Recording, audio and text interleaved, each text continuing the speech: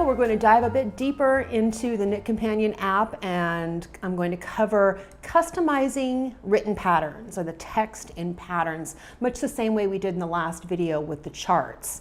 And this is the 4th video of the series. If you would like to see the entire knitCompanion series that I have so far, more videos coming, just click the little eye in the upper right-hand corner to go to that playlist.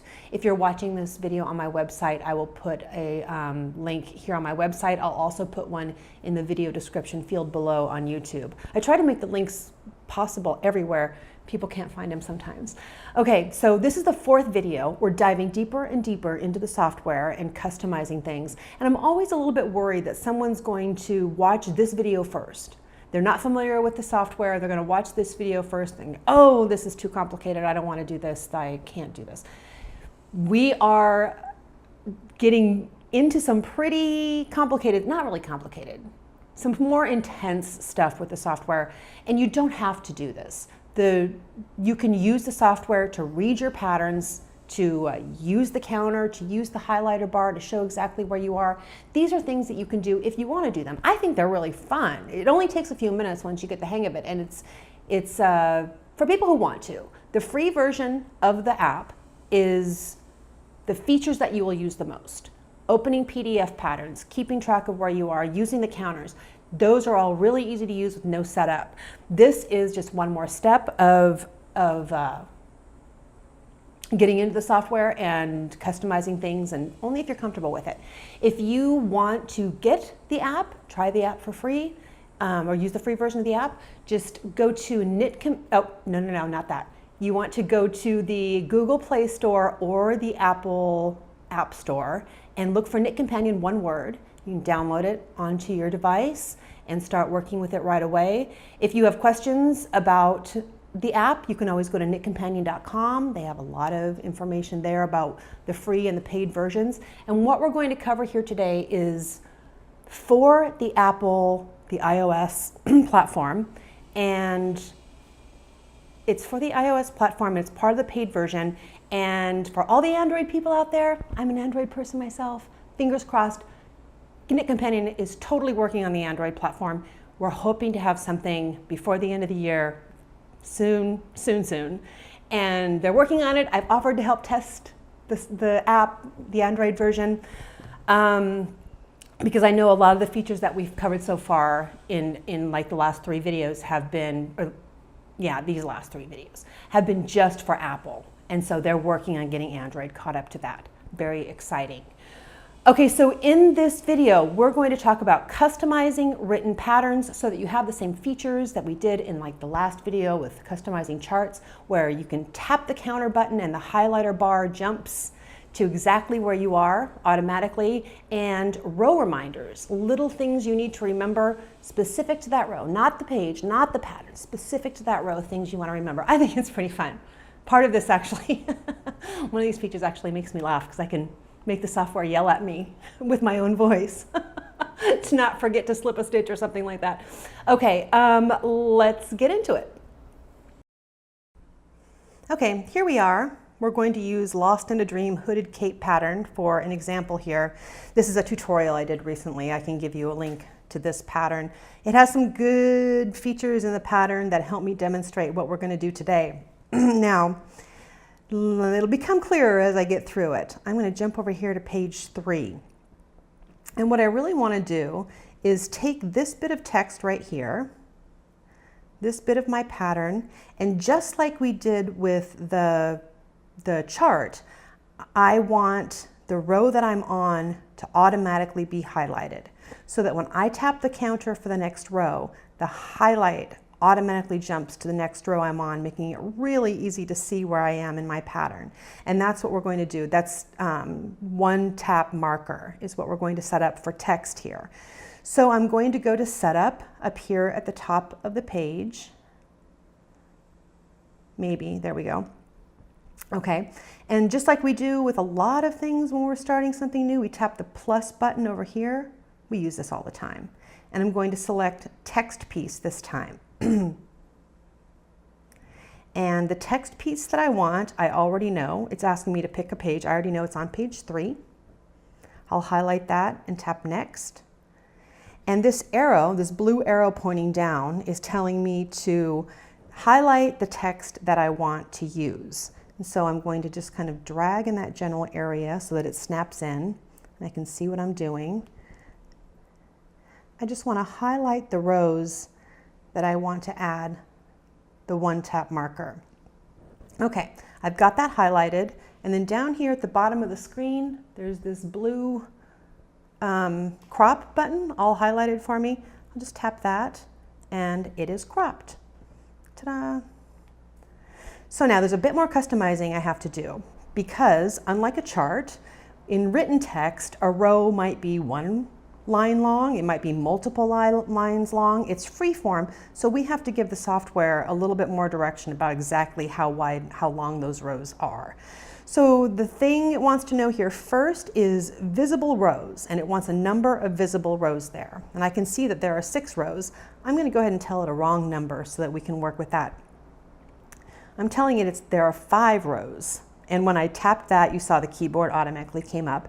And then things start to look a little bit different here because it wants me to highlight each row and separate each row from the one above it, or the one below it. So we're going to start at the top and work our way down. And here, row 1 is highlighted and there's a blue bar there. I'm going to drag that blue bar to make sure all of row 1 is highlighted. When I'm done with that one, I tap 2 and drag the blue bar to highlight that. Tap 3, drag the blue bar, 4. And I told it the wrong number because I actually have 6 rows here.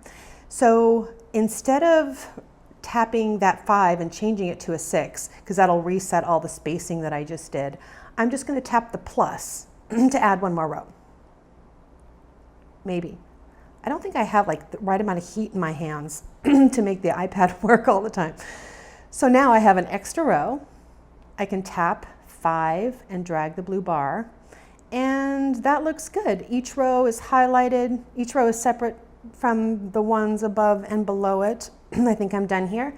So I'm going to tap knit up here at the top of the screen when I'm finished with this. Again, my fingers don't work. Get that blue bar out of the way. Now, this is set up with one-tap markers. You see we have this new marker over here, and I'm on row 1. If I tap it, it automatically jumps to row 2. When I finish that, it automatically highlights row 3. You can also use the voice commands that we covered in the last video. And I know something that I will go over really quickly because people really like this feature.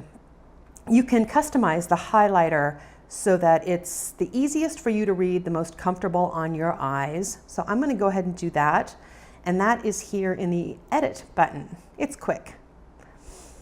And over here on the right, I'm going to select this hand with the sliding markers, and it gives me options for customizing the colors. I actually want to invert the marker here, and I want everything else grayed out.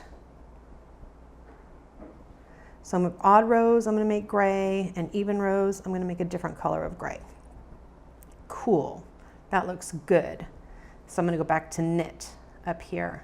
Now when I go through the rows, it's really easy to see which row I'm on, right? Okay, so that's how we're going to set up text with one-tap markers. That's great on its own, but it gets even better. Now, in previous videos, we've talked about making notes on your pattern. You can use Scribble, you can add keys, you can make all the information you want, for a page, for a section of the pattern, whatever. Now I'm going to show you how to add notes, messages, text pieces, whatever you want to a specific row for information that is specific to a row or multiple rows. You can add that information, and this is pretty great. Let me show you how this goes. First thing I'm going to do is go to Setup again, and I'm going to do this a few times so it'll become pretty clear at what this is and how it works. And I'm going to tap Row Reminder. That's this paper with the clip on it. I'll tap that, and now I'll tap the plus like we do all the time, and it's actually telling me tap the plus to add a row reminder. And we're going to add a row reminder to row 1. And it's giving me the option for a few things. First thing I'm going to do is just add a note. And I will say, change color here. And that looks good. So I'll go back and go back to knit, because that's all I wanted to do. And now when I'm on row 1, I have this row reminder, change color here. That's going to remind me on this specific row, I have these instructions to change the color here.